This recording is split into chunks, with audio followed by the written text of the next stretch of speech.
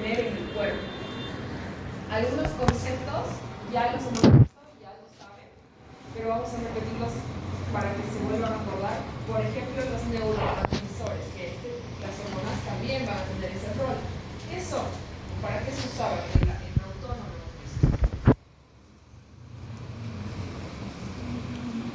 ¿Qué es un neurotransmisor? ¿Algo se acuerda?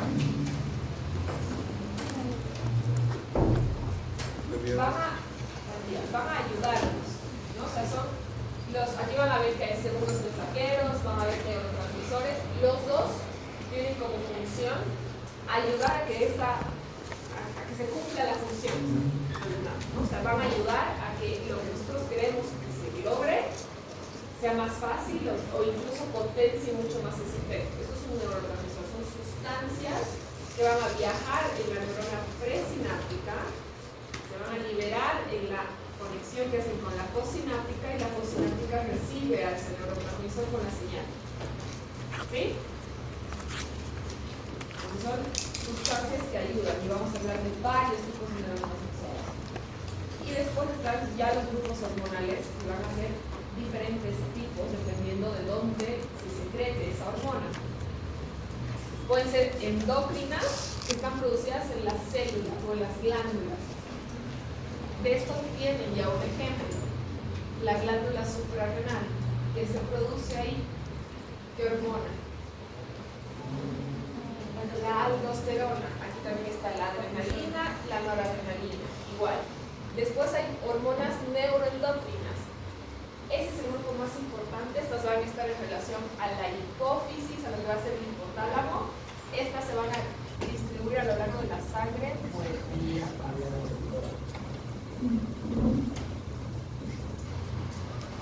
Estas dos primeras es dependiendo del lugar donde se secretan. Después las de abajo van a ser dependiendo cómo actúan, cómo hacen la acción. Pueden ser parácrinas o pueden ser autócrinas. Parácrinas van a actuar en la de al lado y autócrinas en ellas mismas. ¿Sí? Y bueno, citocinas, esto también están en relación a los tipos, al mecanismo de función. Son células que se van a liberar en nuestro cuerpo y van a permitir que estas acciones se cumplan. Entonces vamos a dividirlas así y vamos a ir también avanzando en función a esta división y para que entiendan lo que van a hacer ese grupo hormonal.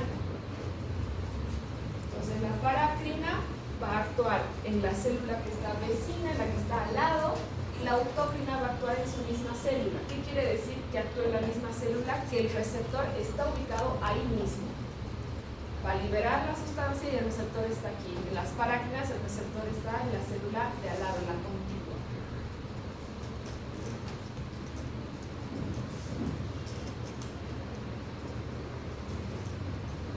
Entonces, las hormonas, dependiendo dónde se hayan liberado, si se han liberado a nivel cerebral, las neuroendocrinas, o las endócrinas que se liberan en las glándulas, en base a esa producción va a estar la liberación que van a tener y cómo van a circular en el cuerpo para producirlas.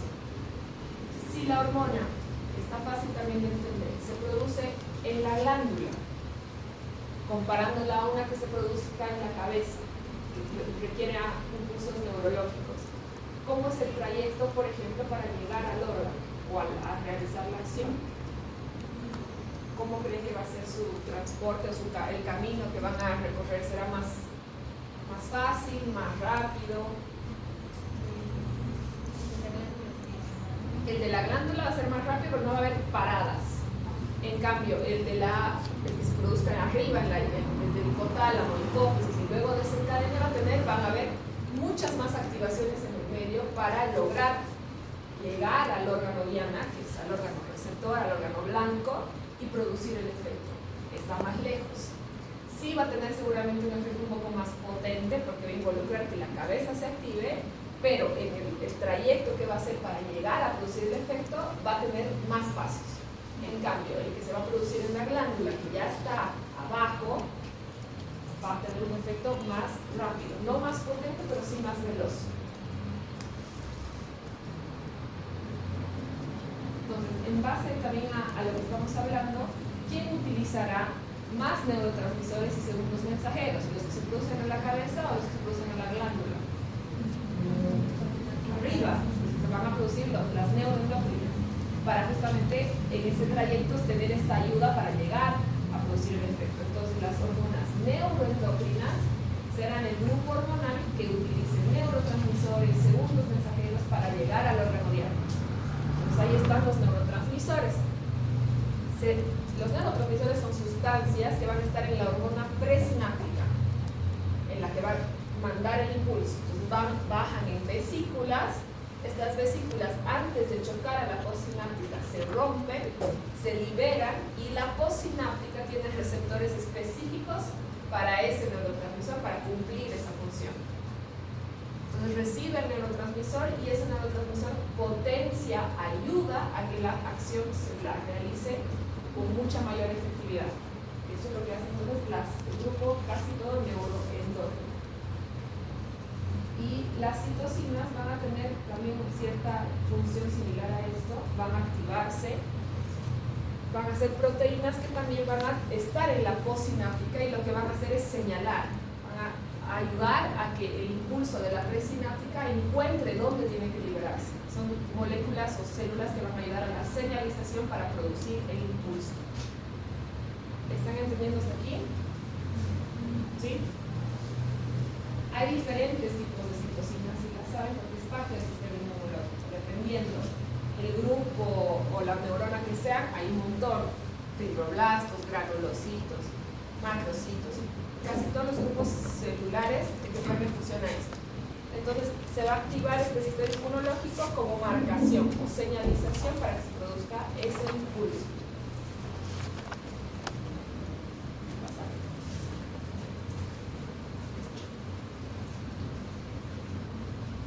Esto entonces es el subtipo, cómo se divide en endócrinas o neuroendócrinas. Y la otra forma de división o de clasificación es cómo realizan esa función, si la realizan a ellas mismas o a las células contiguas, ¿no? Entonces vuelve a salir las parácrinas, la acción que hace la parácrina a la hormona de al lado o a la célula de al lado con el receptor que está en esa célula, y cuando es una hormona autocrina que tiene al receptor en la misma célula.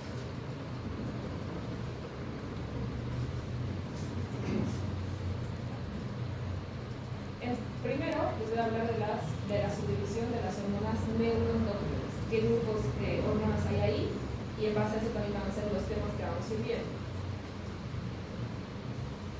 Primero están las del en realidad el hipotálamo. Van a ver qué es, como les he estado diciendo, la estructura que está dentro de nuestro sistema límbico, que es fundamental para que casi todas las funciones se cumplan. Todo lo que nosotros hacemos choca en algún momento al hipotálamo.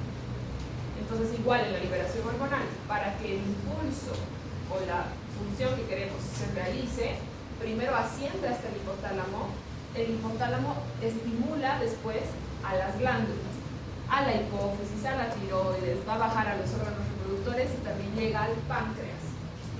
Entonces todas estas tienen estimulación del hipotálamo. Vamos a ver hormonas de la hipófisis, hormonas tiroideas, hormonas de la parte reproductor femenino y masculino, y las hormonas que se producen en el páncreas con la insulina y el glucagón. Entonces estas son las neuroendócrinas. Y las endócrinas, las que me han dicho, será el grupo que se produce en la glándula suprarrenal, que se van a producir directamente en la glándula. Y también van a haber algunas que se produzcan directamente en los órganos reproductores. Ya. Ahora, de esto, ¿cómo se vuelven a subdividir o qué grupos más incluyen? Estas primeras partes es lo que se tienen que acordar para después, con las siguientes características que les voy a hablar, que vaya saliendo. A partir de este tipo de conceptos o de estas imágenes que les voy a mostrar ahora, pueden hacer el resumen completo del tema. Porque si entienden esto, van a acordarse transporte, función, almacenamiento, se van a acordar todo. Entonces, esto tiene que quedar bien claro. Si no entienden, lo vuelvo a decir. Grande, a grosso, se dividen las hormonas en esteroideas y no esteroideas. Las hormonas que son esteroideas incluyen al cortisol, la aldosterona y las hormonas de los aparatos reproductores: estrógenos, progesterona y testosterona. El resto, las no esteroideas, se vuelven a subdividir en glucoproteínas y proteínas. De esas, de las proteicas, salen las péptidas y las derivadas de los aminoácidos. En base a esto están, por ejemplo, si se almacenan, no se almacenan, si son liposolubles, si son hidrosolubles, que eso les voy a explicar cómo se van a transportar. Entonces, esta primera parte es la división grande, y después, en relación a lo que les estoy diciendo, va a estar el mecanismo de transporte y el almacenamiento de sus grupos hormonales. Entonces, hay hormonas que son hidrosolubles y hay hormonas que son liposolubles. Y esto está también sencillo para que se acuerden. Si es hidrosoluble, ¿cómo es su transporte? Más fácil, más difícil, más sencillo. Si son liposolubles, más lento. Entonces, si el transporte es más lento en el liposoluble, que incluye hormonas esteroideas y hormonas tiroideas, creen que y el otro es más rápido, ¿no? ¿Cuál se almacenará? ¿Las hidrosolubles o las liposolubles? Igual tenemos reserva de este grupo. Liposolubles, sobre todo las tiroideas, no tanto las esteroideas. Si las hormonas tiroideas son el grupo hormonal que más se almacena, que tenemos reserva. Y dentro de las hidrosolubles van a estar las glucoproteínas, están las catecolaminas, la noradrenalina, la adrenalina, y las hormonas que entran en el grupo de las péptidas. Bien, entonces, en base a esto que les estoy diciendo, ya varias cosas las tienen que ir sacando: el almacenamiento, el transporte, cómo también se van a depurar. Entonces, si las otras son hidrosolubles y estas son liposolubles, ¿cuál creen que el cuerpo pueda eliminar más rápidamente? Así, ¿no? Que las lipo.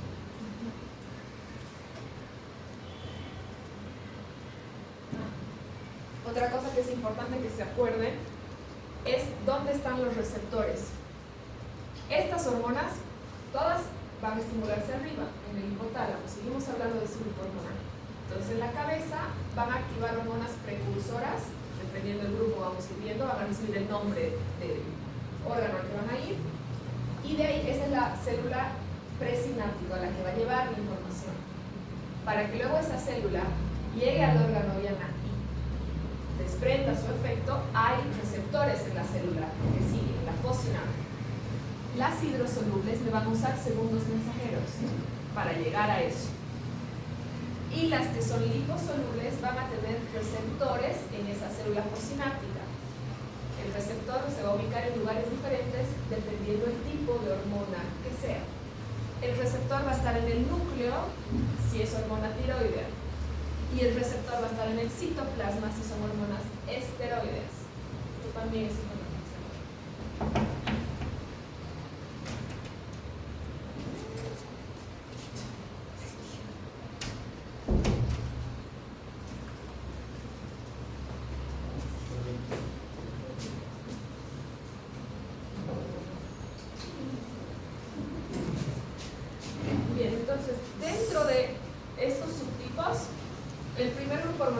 A ver, dependiendo cómo avanzamos hoy o directamente mañana, están ya las hormonas de la hipófisis. Es el primer grupo.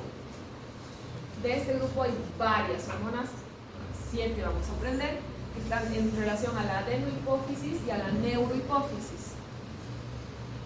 También, con mucha estimulación de la parte del hipotálamo, aparece aquí la hormona del páncreas y la paratiroides, el polo posterior de las tiroides. Son 4, 2 arriba, 2 abajo. Después están las hormonas esteroideas. De este grupo, algunas cosas ya saben porque hemos hablado de la glándula suprarrenal. Aquí va a estar el cortisol, vuelve a aparecer la aldosterona, ya hemos visto este grupo. Y aquí entran también las hormonas que se van a producir en los ovarios y en los testículos.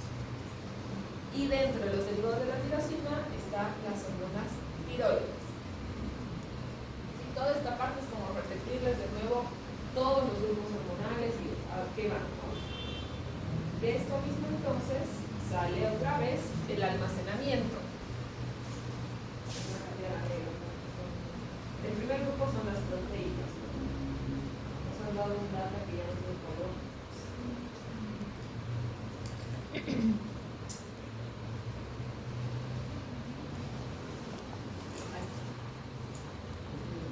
Las hormonas proteicas, o las que son polipeptidas, entonces se van a almacenar en vesículas secretoras, van a viajar en esas vesículas a la postsináptica y se van a sintetizar a nivel del retículo endoplasmático rugoso y van a ser hidrosolubles.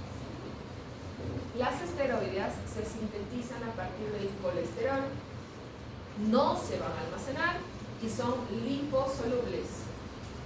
Las de la tirosina, que están las tiroideas, estas se van a formar en el citoplasma, estas sí se almacenan y estas también son liposolubles, pero se almacenan. Esta es la que tiene mayor capacidad de almacenamiento. El resto de los grupos hormonales tienen una acción rápida, potente y en ese momento se desintegran y ya no podemos almacenarlas. Se van a producir en el momento que se requiere.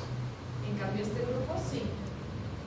Van a entender después por qué, sobre todo se va a deber esto a las funciones que va a cumplir o que cumple la hormona tiroidea con nuestro cuerpo, a todo lo que regula la hormona y por qué necesitamos tener un respaldo de esta hormona para que las funciones estén estables.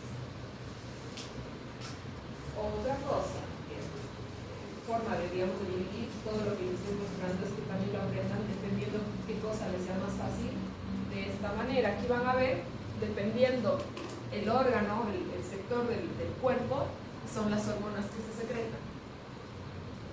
No les voy a poner las abreviaciones en el examen, no se preocupen, les voy a escribir el nombre completo, ¿sí? Pero estas son la hormona de crecimiento, la TSH que está en relación a la tiroides, está la CTH, ¿sí?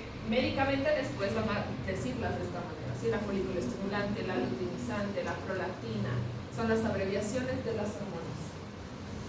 Les voy a escribir de nuevo la hormona, el nombre completo. No sé si tienen que asustar, pero es otra forma en la que pueden, a partir de la cual pueden estudiar la división y de aquí sacar las características que les estoy diciendo.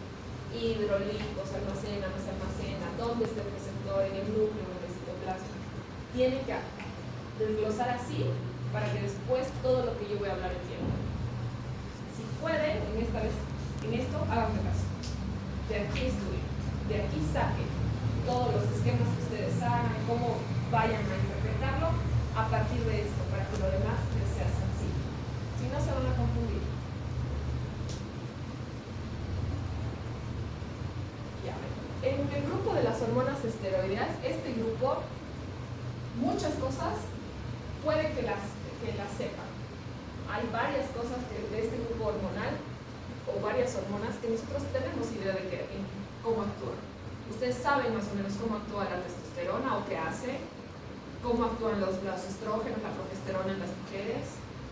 Saben un poco igual cómo están el tema del cortisol, la aldosterona, se las he dicho, ya hemos hablado de algunos tipos que la realizan. Entonces este grupo hormonal primero es el más extenso, hay muchas hormonas aquí, pero varias tienen ustedes idea de en qué participan. El grupo de las hormonas de los órganos reproductores es sencillo. A ver, testosterona, ¿qué hace en el varón?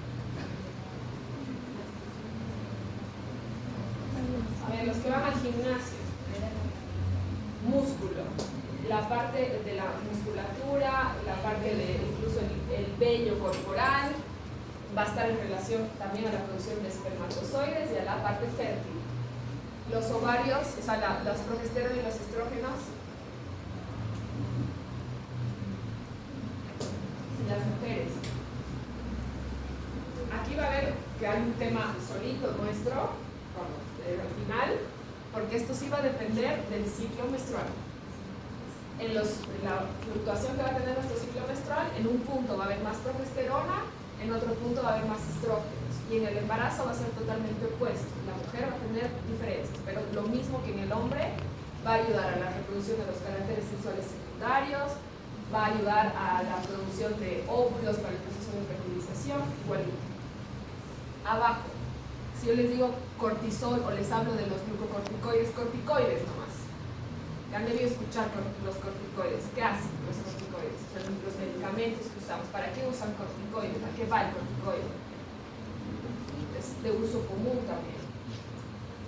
¿Qué creen que haga el corticoide? ¿O para qué lo usamos nosotros? ¿En qué nos ayuda? Cuando van a la farmacia y le dicen, pinchame dexametasona. Inflamación. Inflamación, sobre todo, y lo de abajo, ¿saben? La aldosterona, cuando les hablo de mineralocorticoides, ¿qué hace la aldosterona? Hemos hablado varias veces de la aldosterona. La aldosterona va a estar arriba del riñón, en la glándula suprarrenal, entonces va a estar en relación también a la excreción de lo que se elimina en la orina. ¿Qué hace la aldosterona cuando se activa? ¿En relación a qué estaba? Al sodio. Nos va a proteger o va a activar el eje, renina, angiotensina, aldosterona, para ayudar a la regulación de la presión arterial, procesos de deshidratación, toda la regulación de la excreción de los electrolitos, también la va a hacer la aldosterona. ¿Sí? Entonces de aquí, varias cosas, más o menos, ubica. Ahí después la vitamina D, la última, esta va a estar en relación a la parótida. La vitamina D, que está atrás de la glándula tiroides, como les digo, 4, son 2 en los polos superiores y 2 en los inferiores. Esta va a estar en relación al hueso, la parótida es calcio.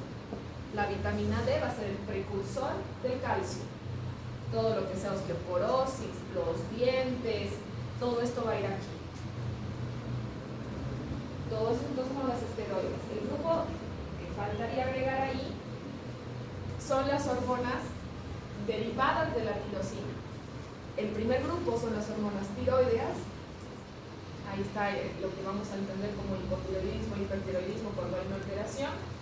La adrenalina y la noradrenalina, que están donde se secretan, igual que la aldosterona, en la suprarrenal, pero va a depender la capa de la glándula. Igual se van a secretar a ese nivel. Y después está la dopamina. Esta la vamos a hablar muy poco, pero también tienen que acordarse que existe. ¿Estamos? Bien. ¿Cómo era la secreción de algunas ya la saben? ¿Cómo es el efecto de estos dos, por ejemplo? Sí, ¿cómo es usarse? ¿Dura mucho su efecto? ¿Es corto? ¿Cómo es? Poquito, ¿no? Es un efecto cortito. Y de esos dos, ¿cuál tiene más potencia? Es más potente, la adrenalina. ¿Ves? Algunas cosas ya las saben. Entonces, dependiendo cómo va a ser, esto es el tema del transporte, cómo va a ser el aclaramiento, o sea, la eliminación de esa hormona. La noradrenalina y la adrenalina se secretan rápidamente, en segundos. La adrenalina, como estaban diciendo, va a tener un efecto mucho más fuerte, pero las dos duran poquito tiempo. Entonces, después de que han hecho el efecto, desaparecen, ya no están, se secretan para el momento. La tirosina y la hormona de crecimiento van a tener un efecto diferente. La tirosina, que ahí sería las hormonas de la tiroides, ¿no? Y la de crecimiento, que es la primera hormona que vamos a ver mañana. Estas son más importantes porque realizan funciones más en relación a la actividad diaria que hacemos. Entonces tienen que estar todo el tiempo presentes. Estas tienen almacenamiento y tardan varios meses incluso en eliminarse y en ejercer el efecto. Y se van a requerir, en los dos casos, tanto de las que duran poquito tiempo como de las que se almacenan, poca cantidad de hormona. Como hay generalmente, o casi todas, tienen este impulso del hipotálamo, de la corteza, necesitamos poca cantidad de hormona para que el efecto se produzca. Poquito. Y ahí por eso viene que, a pesar de que cuando hayan alteraciones hormonales, cuando hayan hipersecreciones sobre todo, con un poquito más de lo normal ya tenemos problemas. Entonces las hormonas, la concentración hormonal, una variación muy chiquitita ya nos puede nosotros generar problemas. ¿Saben o han escuchado o qué entenderían si yo les digo retroalimentación? Más o menos, ¿qué sería? Seguido un principio que tenemos infinito, ¿no? Por ejemplo, el riñón siempre está acelere, va a hacer que haga todo para que esa normalidad. Ya, ¿dónde estás? Bien, es para lograr un equilibrio. Es lo mismo que les decía en el sistema nervioso cuando vimos autónomo, y para que se acuerden siempre, a la par de que sale una estimulación, atrás tiene que, poquito después, tiene que salir algo que inhiba, porque si no esa estimulación sería constante, permanente. Lo mismo ocurre con las hormonas. Dependiendo el momento en el que estemos, la situación en la que estemos, va a haber una estimulación más alta para lograr la liberación hormonal. Pero si esa liberación hormonal no tiene un fin, ahí nos va a producir problemas. Entonces hay sistemas de retroalimentación, o positivos o negativos. En la parte endocrinológica hormonal, nosotros necesitamos que haya con mayor abundancia un sistema de retroalimentación negativo, que nos frene la secreción de esa hormona. En algunos momentos, como en el embarazo, necesitamos que ese centro o ese grupo de retroalimentación no sea negativo, sino que sea positivo para el parto, para la lactancia. Ahí necesitamos que haya una estimulación constante de las hormonas. Entonces el cerebro, dependiendo la acción que queramos realizar, va a ayudarnos a que haya más hormonas o va a ayudarnos a que esa cantidad hormonal disminuya. Entonces ahí entran los centros de retroalimentación. Son bucles, son círculos, circuitos. Dependiendo entonces la función, en algún momento vamos a necesitar o que haya un sistema de retroalimentación negativo para volver a bajar el nivel hormonal a lo normal, que no nos produzca daño, o de nuevo la única situación o de las pocas situaciones que tendrá una retroalimentación positiva será la mujer en el momento del parto con las contracciones para la oxitocina y con la lactancia con la prolactina. Serán los únicos momentos en los que el cerebro más bien nos está ayudando a producir más hormonas. Después nos tiene que ayudar a que la cantidad hormonal esté estable para que no se produzcan desbalances ni efectos negativos. Entonces, ¿qué van a hacer estos sistemas de retroalimentación negativo? Van a ayudarnos a controlar o a evitar que haya concentraciones excesivas de esa hormona. Va a garantizar también que el tejido que reciba esa hormona reciba la cantidad que puede afrontar para cumplir la función, y va a ayudar entonces también a regular todos los procesos que van a estar en relación a la transcripción genética. ¿Se entiende entonces qué es un sistema de retroalimentación? Sí, esto es el negativo. El positivo va a ser lo opuesto. Si este me ayuda a evitar que haya cantidades excesivas, este más bien va a hacer que incremente mi concentración hormonal, el positivo. Y como les estaba diciendo, la que va a tener este tipo de estimulación sobre todo va a ser la mujer. El ejemplo más clásico es lo que va a ocurrir cuando estamos en proceso de parto. La estimulación que va a haber en el embarazo, cuando veamos eso, es totalmente diferente, la concentración se vuelca en lo opuesto, y aquí sí hay un centro de retroalimentación positivo intenso. Entonces, parto y lactancia. ¿Cómo creen que, o cuando tal vez han hecho algún estudio que involucre hormonas? Cuando nos hacemos un estudio para analizar nuestra concentración hormonal, ¿qué cosas nos recomiendan? ¿Saben? ¿Qué nos dice en las recomendaciones antes de ir a hacerse el análisis? ¿Cómo se ha hecho tal vez? ¿Saben?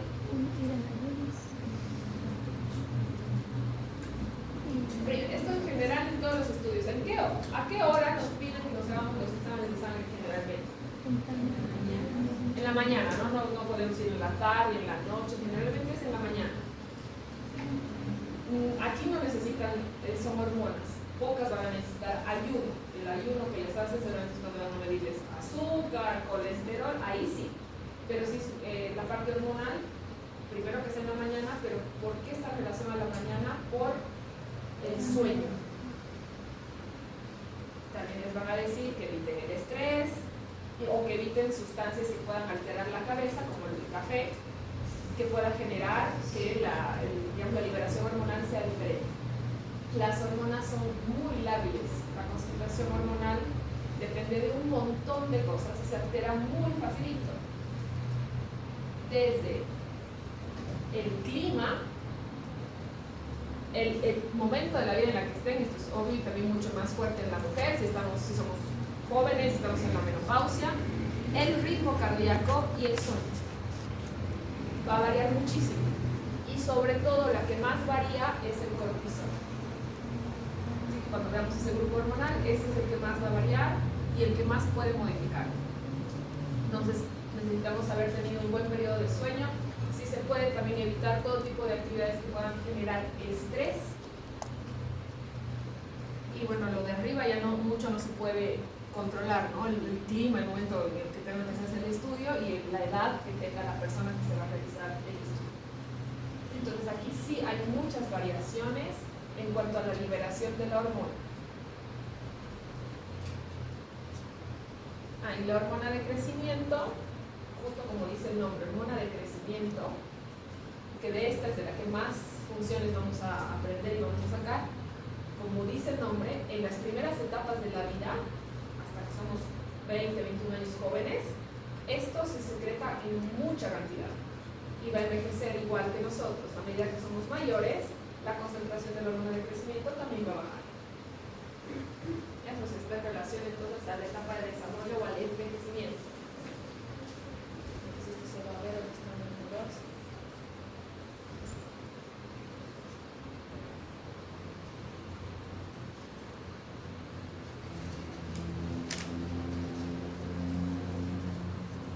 Y esto es un poco volver a repetir lo que ya les hemos estado hablando de cómo va a ser el tema del transporte, cómo van a llegar a la sangre y cómo se van a distribuir las hormonas. Las hidrosolubles, fácil, se van a disolver en el plasma, van a ir hacia los capilares y van a llegar al órgano diana o a la célula efectora.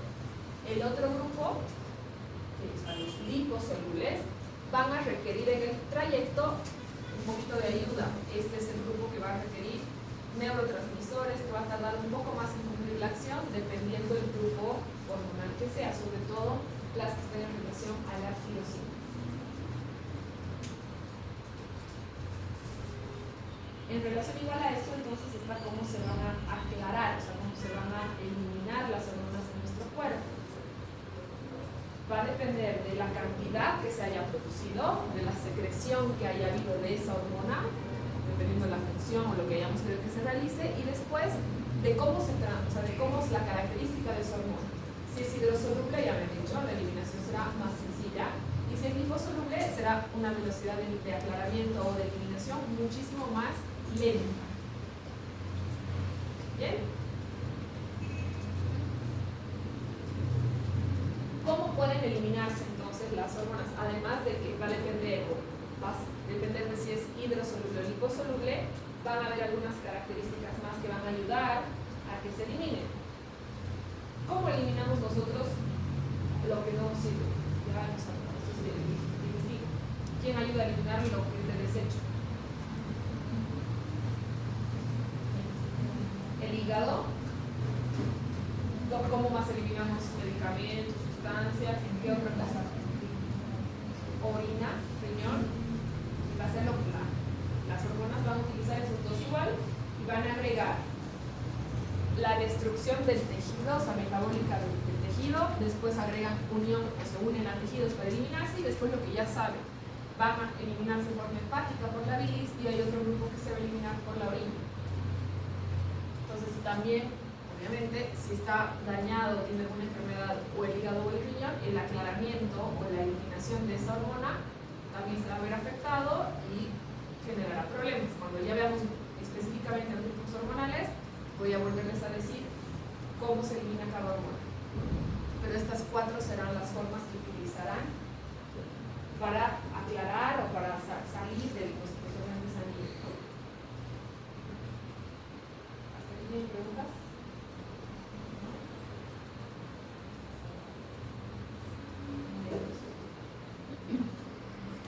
¿Qué va a tardar más en eliminarse? ¿Las hormonas hidrosolubles o las liposolubles?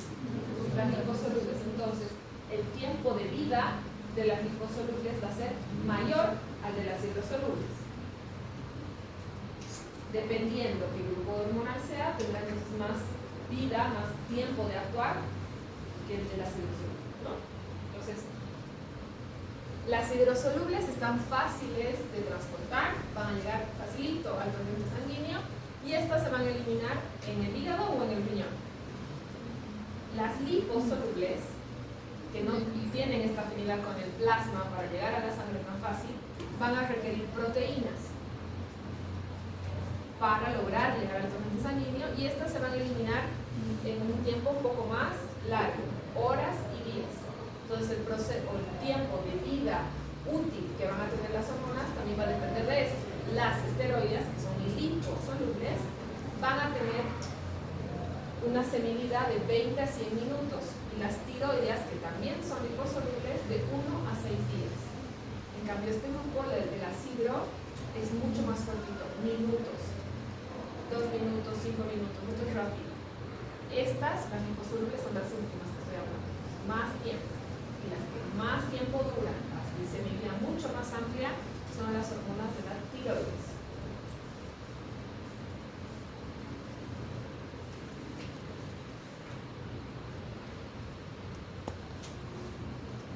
Estas proteínas que estamos hablando aquí, vamos a desarrollarlas un poquito más y acuérdense que también les he dicho este grupo de las liposolubles, cuando lleguen a realizar la acción en la hormona postsináptica, tienen receptores.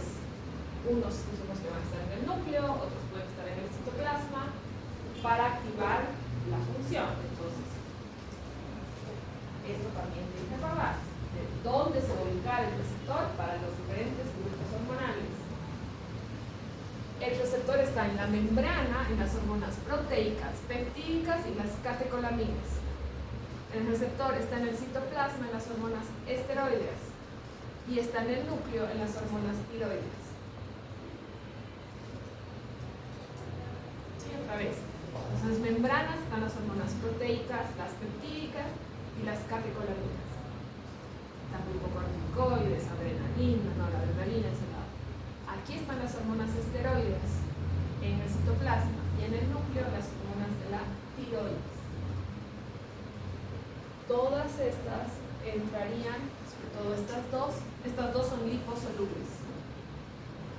¿Sí? Hormonas liposolubles. Entonces, estas hormonas o estos receptores, igual que las citocinas, van a señalizar el sitio a donde tiene que ir a hacer sinapsis, esa señal que está bajando desde el hipotálamo, ¿sí? Señaliza. Y cada hormona tiene un receptor específico. Ese receptor solo puede cumplir una función, no varias. Es específico para una sola función.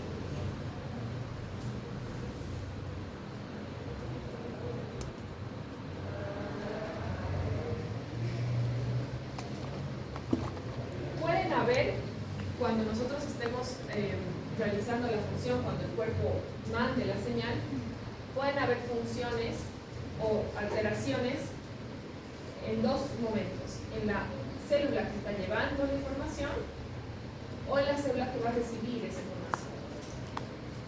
Los dos pueden alterarse. Puede haber inactivación de los receptores o que directamente el cuerpo no produzca receptores para esa hormona.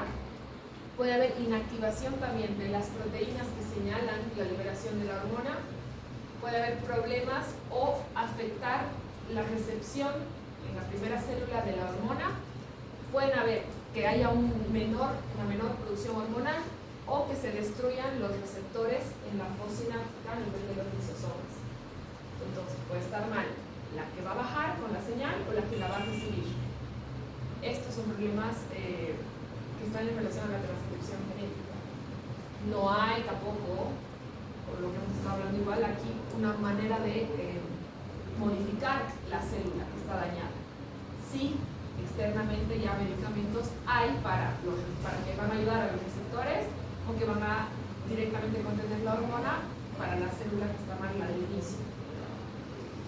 Estos son alteraciones que pueden tener el cuerpo, varias vamos a verlas cuando veamos las alteraciones de la secreción de los diferentes grupos hormonales, pero puede estar mal entonces la que baja con la señal o la que recibe la señal.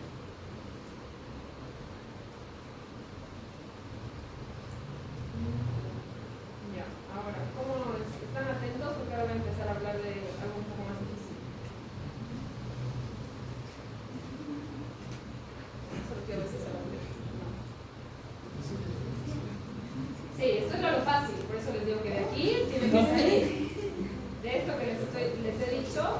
De ahí estudien, de ahí saquen.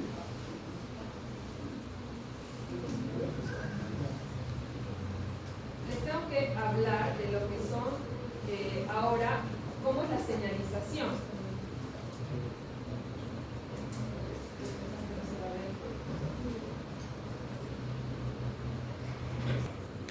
Hormonal igual, todo esto depende de qué cosa queramos que se cumpla. Hay hormonas que van a utilizar apertura de canales iónicos, van a utilizar segundos mensajeros para lograr realizar la función. Entonces estas son formas en las que se van a señalar las células para que la función llegue, sepa dónde tiene que ir. Un grupo va a utilizar los canales iónicos.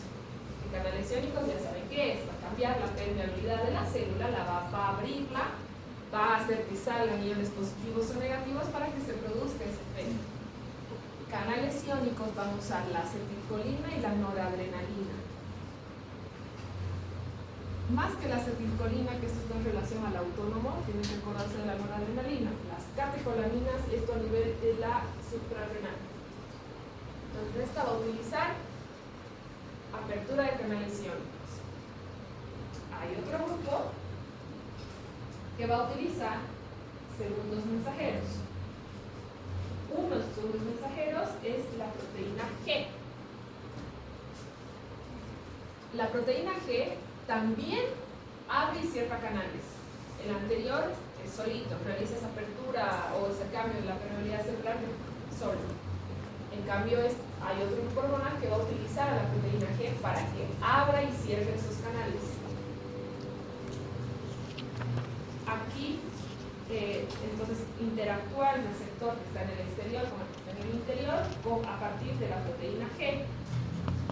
Al final les voy a mostrar un cuadrito donde están los segundos mensajeros y las hormonas. Entonces estos se van a unir.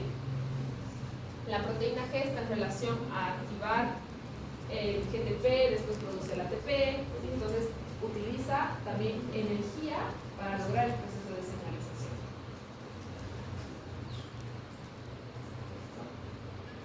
Estos son enzimas, ¿ya? ¿Qué hay enzimas?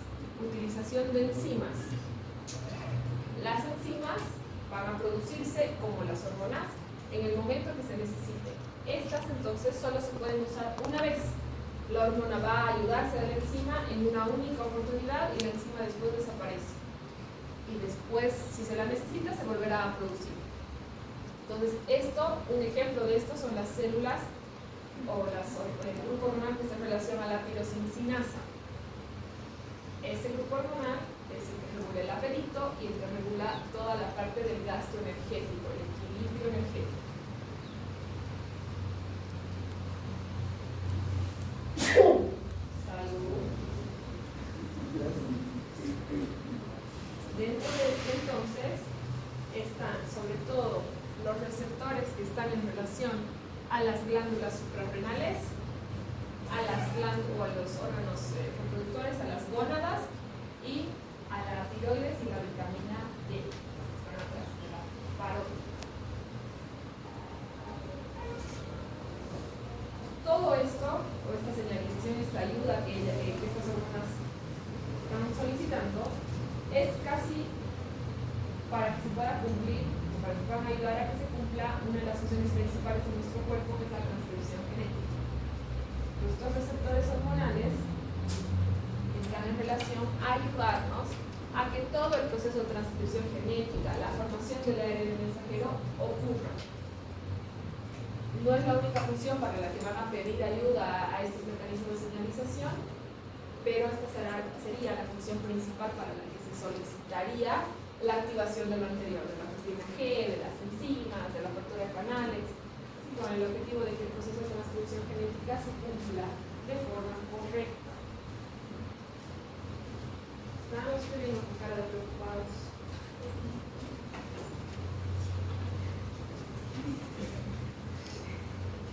¿Me están entendiendo o quieren que repita algo?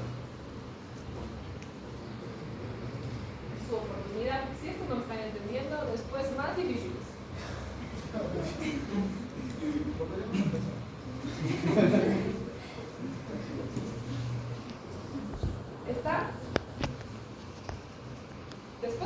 ver, ojalá nos alcance el tiempo, vamos a tratar, para que hagamos algo más práctico, más esquemático, lo podemos hacer. Pero de nuevo les repito y estoy siendo enfática, a partir de este tema estudio. Si no, va a resultarles de verdad chingo todo lo demás. ¿Ya? Entonces, si esto de aquí van sacando y van amplificando, ampliando su resumen a partir de esto, va a tener más orden.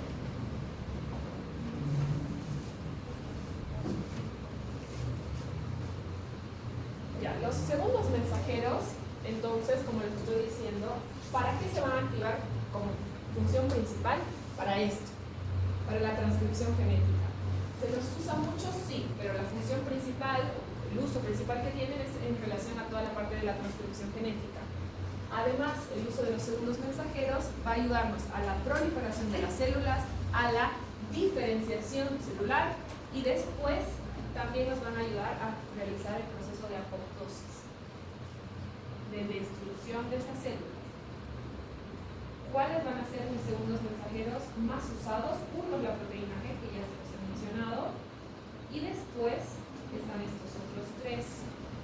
El AMP cíclico, los iones de calcio, que va a estar sobre todo aquí la calmodulina, y después los productores o los fosfolípidos, sobre todo el A2. Y entonces dependiendo del tipo de segundo mensajero que sea, va a estar la hormona a la que van a ir a activar o a la que van a ir a ayudar. AMP cíclico, entonces los iones de calcio y los fosfolípidos. Y a este grupo le agregan la proteína G, que va a estar en relación un poco también a la apertura de los canales de iones. Ahora entonces les voy a hablar de cada segundo mensajero. Primero, el AMP cíclico. El AMP cíclico va a tener relación con la proteína G que hemos estado hablando, va a utilizar al ATP a nivel del citoplasma para su producción y también va a utilizar enzimas que van a potenciar aún más la acción de este segundo mensajero y se va a producir sobre todo en las células blancos en las que va a residir. En la receptora va a estar ubicado el AMP cíclico. Dependiendo la hormona que se vaya a activar, nos va a ayudar este segundo mensajero a la síntesis de sustancias químicas, a la contracción y relajación del músculo, va a estar en relación al comienzo de la secreción celular y también va a modificar la permeabilidad de la célula. Va a estar en relación a la proteína G, va a utilizar al ATP, va a utilizar enzimas y me va a ayudar a que estas cuatro funciones se cumplan. Eso es el AMP cíclico. Ahora, fosfolípidos.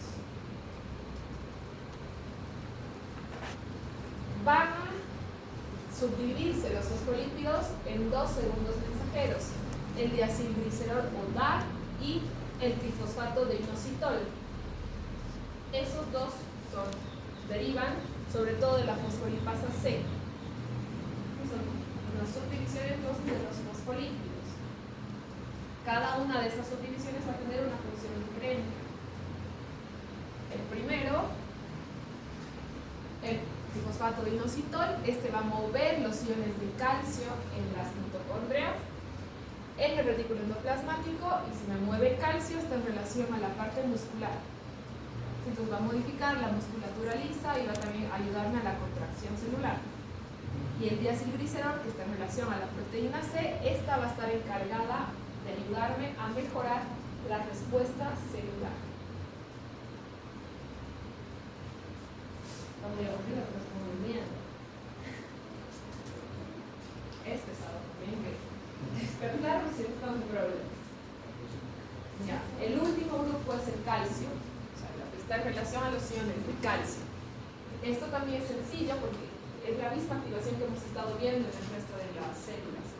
Hay un cambio en la polaridad de la célula, van a entrar iones de calcio y el calcio es positivo. Entonces, ¿qué me hace? Me excita, me potencia la acción de esa célula.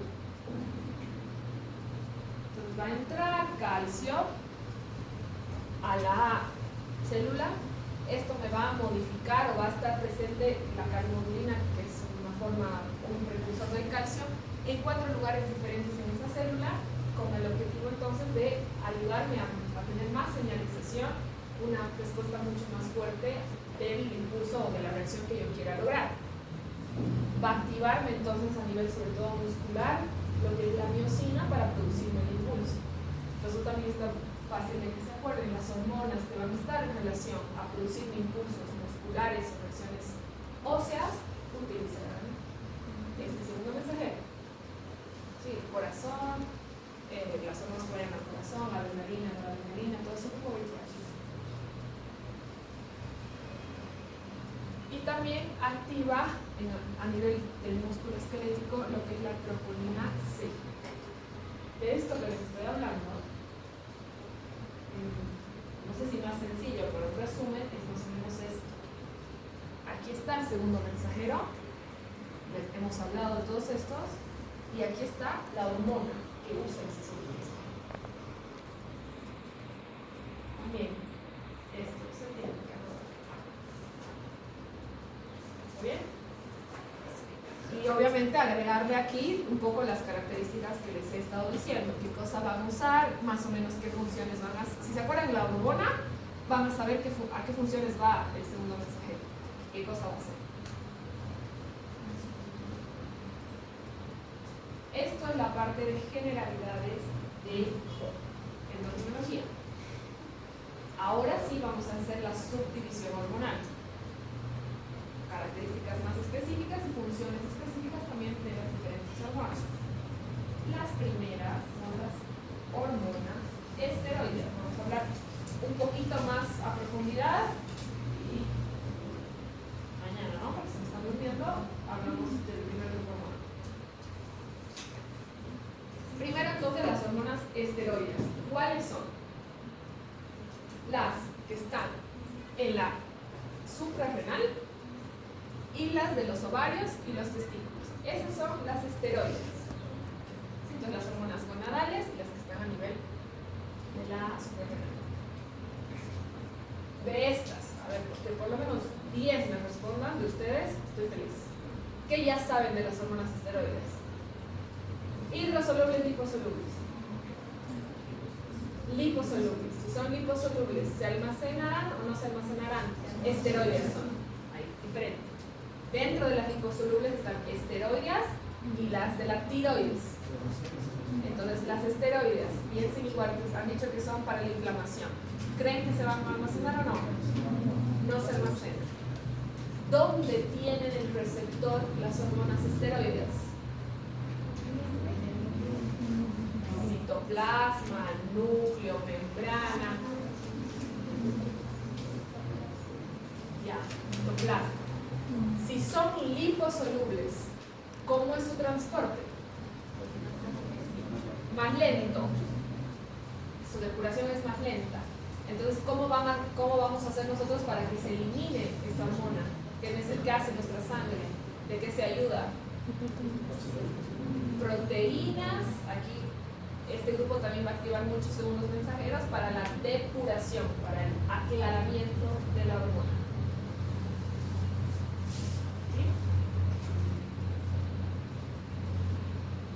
Bien, este grupo está en relación, primero ya han dicho esto, el receptor está en el citoplasma y va a ayudar mucho este grupo hormonal a todo lo que está en relación a la transcripción genética. Estamos hablando de las hormonas gonadales, todo el proceso de fecundación, el desarrollo del embrión y demás está en relación a este grupo hormonal. Estas hormonas van a estar presentes desde el momento de la gestación. Desde que se ocurre el proceso de fecundación, ya hay secreción de este grupo hormonal y para regular todo el proceso del embrión, ¿no? Entonces, no tienen una capacidad de almacenamiento, pero sí van a durar más que las hidrosolubles, son liposolubles estas. Entonces, pueden llegar a tener una vida de hasta 45 minutos. Bien, entonces son las esteroides. Atiendan. Ahora sí yo les hablo de las hormonas tiroides. Lo mismo que les he preguntado hace un rato, ya saben. Hidrosolubles, liposolubles. Liposolubles. ¿Estas se almacenan o no? Sí se almacenan. ¿Dónde está el receptor? Núcleo. Se van a almacenar mucho. Ahorita se almacenan hasta meses. Esa es la diferencia con la anterior. 45 minutos de duración. Esta, días, semanas, incluso meses. Entonces, el receptor aquí está en el núcleo. Estas van a tener también una capacidad de almacenamiento grande. Si son liposolubles, la forma de aclaramiento o de eliminación es la misma de la anterior. Van a usar proteínas, va a ser una eliminación más lenta, porque estas también se van a almacenar. ¿Ya? Esto les he hablado casi todo de las hormonas que son liposolubles. Estas van a tener, por el tipo de función que cumplen, va a ser de los grupos hormonales que más vamos a hablar. Nos faltan obviamente las hidrosolubles, que son sobre todo las que van a producirse a nivel de la hipófisis, que ese es el primer tema.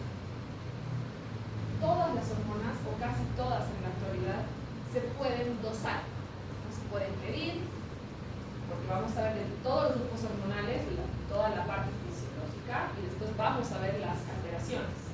Vamos a hablar de hipersecreción o de hiposecreción de todos los grupos hormonales. Entonces, como se pueden dosar para identificar las diferentes enfermedades o escenarios que pueden aparecer, también muchas, la gran mayoría ya se pueden tratar. Hay de forma de medicamentos el aporte que se necesita para o bajar o inhibir al que está produciendo mucho o ayudar a regular al que produce un poquito o nada. Ese proceso de análisis de sangre se llama radioinmunoanálisis. Por eso, por lo que se tiene que realizar, no es cuando ustedes se van a dosar hormonas, no es lo mismo que cuando se van a hacer un examen de sangre común. El de sangre común les dicen vuelva a mediodía, en 2-3 horas está ese análisis. El de las hormonas, en algunos casos, no está para el mismo día, tarda más. Hay más cosas que se tienen que hacer, este proceso de inmunoanálisis es un poquito más complejo, pero se lo puede dosar, dependiendo del tipo de hormona que ustedes quieran medir. Van a haber receptores o sustancias marcadas para esa hormona para que se pueda dosar. El proceso también es un proceso de centrifugado, de mezcla rápida de esa sangre, pero tarda un poquito más en hacer la división para que ustedes puedan dosar correctamente la concentración de esa hormona. Y también obviamente dependiendo del país y el desarrollo del país se podrán dosar más hormonas o menos. Muchas ya se pueden dosar en nuestro medio, en nuestro país, pero algunas todavía tienen que viajar un poquito más. Vamos a Santa Cruz, La Paz a veces, o fuera del país para que se puedan tener un dosaje correcto. De todo lo que les voy a hablar, es de lo que vamos a hablar de todo el módulo de endocrino, un 90-95% de las hormonas se pueden dosar. Por eso también cuando veamos las alteraciones, la gran mayoría va a tener un tratamiento. En este caso, no es como cuando hablamos de neuro, cuando les digo las neuronas, eso no se regenera, no hay cura. Para las alteraciones hormonales, dependiendo cuán alto esté o cuán bajo esté el nivel hormonal, algunas sí se las pueden cambiar totalmente, son reversibles y generar ya que la persona tenga una actividad hormonal normal. Esto sí, hay varias, las de la tiroides, algunas de la hipófisis, no tienen cura completa con un tratamiento largo o a veces de por vida, pero sí tienen cura. Esto es diferente a los problemas neurológicos